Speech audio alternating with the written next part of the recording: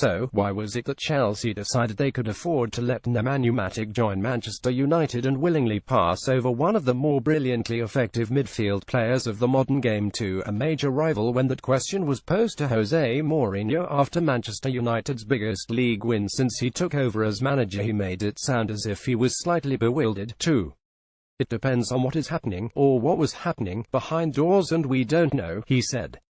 "The only thing I know is that, with Chelsea's money, I brought him to Stamford Bridge because I thought he was a player with special qualities, and ever since I left I always thought he could be a perfect player for us." That still doesn't answer the question about why Chelsea have apparently given Mourinho the final piece in his jigsaw when it comes to assembling a team capable of winning the Premier League. We never get a satisfactory answer, and, in the meantime, Matic has quickly shown it might be a grave error on Chelsea's part.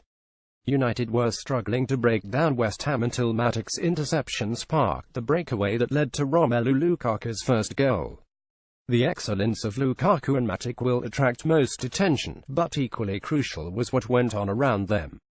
Because Mourinho omitted Ander Herrera, he could pick an extra attacker, and whether that was Juan Mata, Henrik Mkhitaryan or Marcus Rashford, the trident roaming behind Lukaku offered craft, pace, movement and numbers. Last season, though United's finishing was useless, they also failed to create enough chances, get enough men into dangerous areas, and exploit the qualities of the most talented players. Yesterday, though, they looked menacing throughout and eventually swamped an admittedly poor West Ham. The question now is whether Mourinho will let his team go against better opposition. Daniel Taylor and Daniel Harris. Lukaku double pleases Mourinho's Manchester United win. Video 2 Kante unable to cover for absentees. It isn't hard to see why Chelsea looked half the team they were last year. For the 13th minute, 5 of last season's third-choice outfield 10 were absent. Gary Cahill, Victor Moses, Nemanja Matic, Eden Hazard and Diego Costa were all missing, while in the absence of N'Golo Kante there was a distinct lack of scurrying, hang-on. In fact, a review of the stats reveals Kante was actually playing, one of Chelsea's few real leaders from last season to last 90 minutes. Kante was not to blame for defeat, but he was a bit slack in his covering for 2 of Burnley's goals. And the feeling remains he needs the right partner to flourish. Much will hang on how quickly the partnership with Tiamore Bakayoko gels. As it is, Kante looked quite a long way from a man you'd pick out as the reigning double player of the year. Barney Ronay. 3 Liverpool's defence. Again, plenty have had their say on Liverpool's defensive shortcomings following the 33 draw with Watford, but perhaps the most telling came from the man who dealt the late blow to Jurgen Klopp's side. "Yes, we knew that Liverpool were poor at set pieces," said Miguel Britos. "Maybe it is the weak point. Of that there is no doubt. The Merseysiders have conceded 27 Premier League goals from set pieces since Klopp took charge in 2015, with only Crystal Palace and Watford themselves letting in more. Some claim Liverpool need better defenders, while others, such as Jamie Carragher, say the fault lies with how the existing players line up, especially at corners. Whatever the case, Britos' comments prove opposition teams are fully aware of Liverpool's Achilles heel, with Watford exploiting it twice. Klopp insists work on the training ground can improve the situation, but that is what Brendan Rodgers also said when he was in charge of a side regularly undone at set pieces. Little has changed, and for all the great attacking play there is simply no chance of Liverpool competing for the title while they remain so shoddy at the back. Sachin Nakrani. Liverpool will improve after Watford draw, says Klopp. Video 4 Distribution and disruption key from Rooney. Ronald Koeman seemed almost as pleased with Wayne Rooney killing a game as winning it against Stoke City on Saturday. The 31-year-old was not signed to replace Romelu Lukaku's goals at Everton, although he made a fine start with an outstanding header against Mark Hewitt's team, but for the experience and intelligence that was also in display in his first Premier League start for the club for 13 years. Rooney's distribution caught the eye throughout, particularly his perfectly weighted passes into Dominic Calvert-Lewin, but Koeman was equally impressed with how the forward disrupted Stoke's pressure late on. The Everton manager said when the team needs patience, when the team needs a foul, he is going down instead of Idrissa Gueye or Tom Davies, who try and always stand and win the battle. That is down to the cleverness of the player. It was like the moments in his ball possession, every time the right choice and the right decision. That is quality, that is experience, and that was really important. Andy Hunter Everton 10 Stoke City Rooney makes perfect start with winner 5 outstanding Vardy embodies Leicesterism Arsenal might have signed Jamie Vardy last summer. At the Emirates there was a reminder of why they tried so hard and also why it might have been an interesting, possibly rather difficult fit.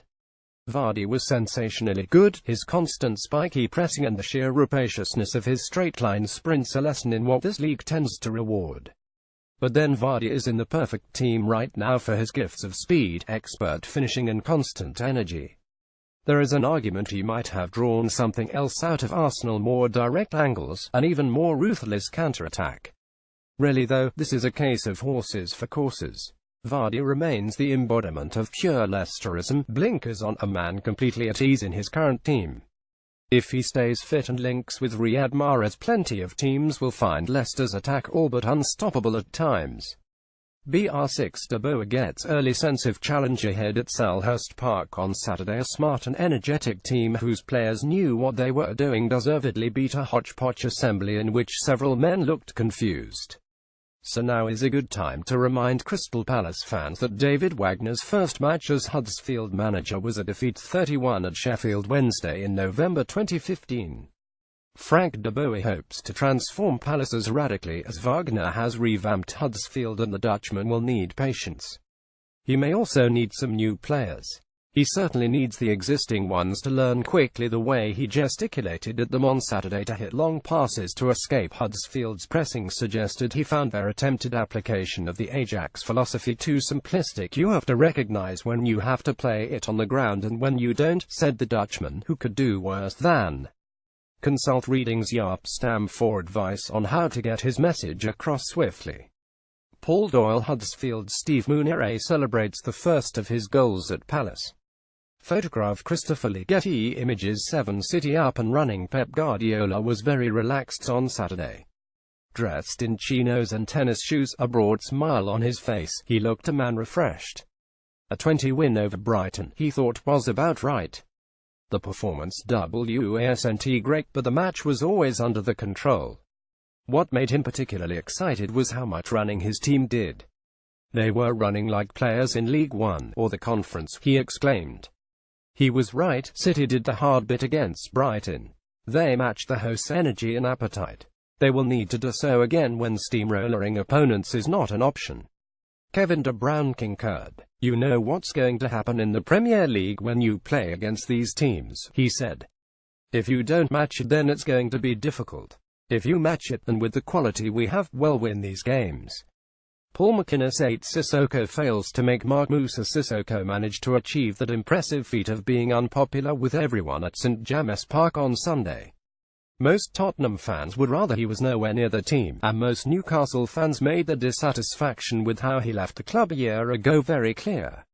He wasn't terrible in his hour on the pitch, but he certainly wasn't good, and spent most of the first half shuffling around, regarding the ball with uncertainty and suspicion, as if he thought it would explode at any second.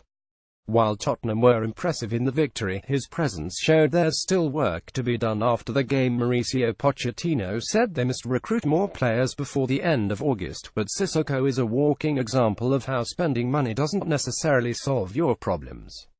Or, alternatively, a walking example of why you should leave it until the last minute. Possibly both. Nick Miller Newcastle 0-2 Tottenham. Shelby sees red as Ali has last laugh. 9 well-drilled baggies execute bold strategy. You have to be set up right at the back, Tony Pulis said, explaining how it is possible to comfortably take 3 points while only enjoying around 30% of possession. West Brom evidently were, for though they saw a lot of the ball, Bournemouth managed just a single attempt on target, a tame late header from Nathan Ake. It was clear from the moment Albion went ahead that the plan would be to retreat and defend the lead, quite a bold strategy to execute with an hour remaining.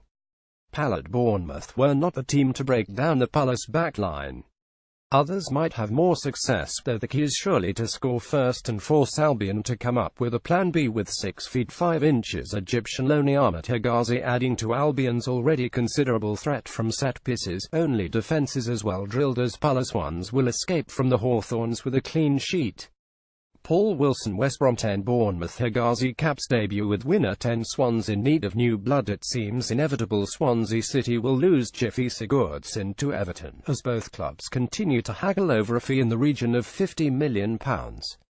The next step for the Swans, post Sigurdsson, will prove the real challenge, though.